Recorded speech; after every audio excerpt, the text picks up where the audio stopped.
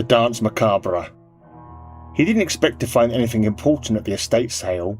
The deceased had been a retired cinematographer, once an assistant to a few early European directors. That alone made the sale worth a look.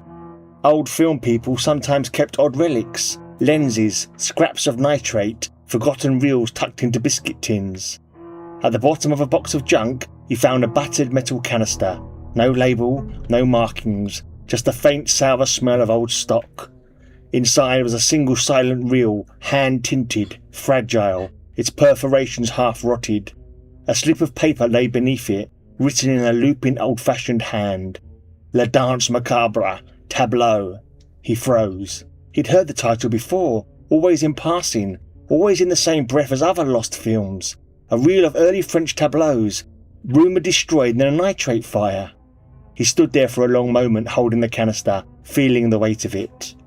He'd found lost films before. Every time someone insisted the reel was cursed, haunted, dangerous. Every time the truth was the same. Nitrate burns, archives fail. People invent mystery because it makes the past feel alive. He didn't believe in cursed films, he believed in accidents.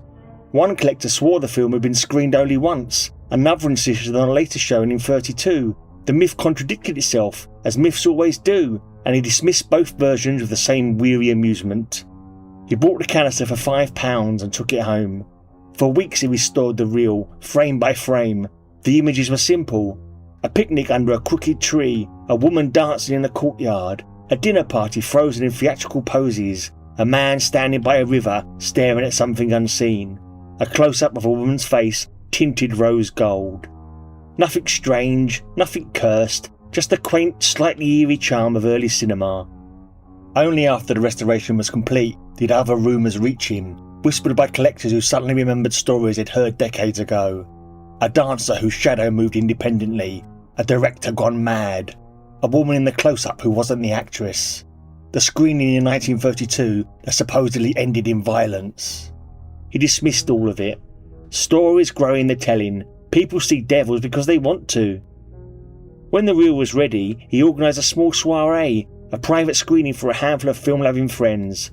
They arrived with bottles of wine, made polite jokes about another miracle from the nitrate graveyard, and settled into the screening room for a quiet, cultured evening. The projector hummed. The reel began. The room settled into the soft, flickering quiet only silent films can produce. He relaxed. He drifted. Not asleep, just lulled by the rhythm of light and shadow. The tableaus played one after another, gentle, harmless, quaint. He thought he'd close his eyes for only a moment, but when he opened them, the room was carnage. His friends had turned on each other, broken wine bottles used as blades, corkscrews driven into ribs, a serving tray bent and blood-slick where someone had swung it like a weapon, chairs overturned, glass everywhere, bodies slumped in unnatural angles. He felt warmth spreading down his temple and realised blood was seeping from a deep head wound. His face was cut, his shirt was torn. He looked down. A corkscrew was in his hand, wet, red. A blood-stained tray lay beside him, dented from impact. He understood, with slow, sickening clarity, that he had been part of it. On the screen, the final tableau played, a close-up of a woman's face, but not the actress. A face smiling, watching the room, watching him. And as he slipped into darkness, the silent film laughed, a low resonant sound no projector could produce, no dream could explain. The face on the screen smiled wider, as though savouring the devastation. He died with the projector still running, and the Danse Macabre kept watching.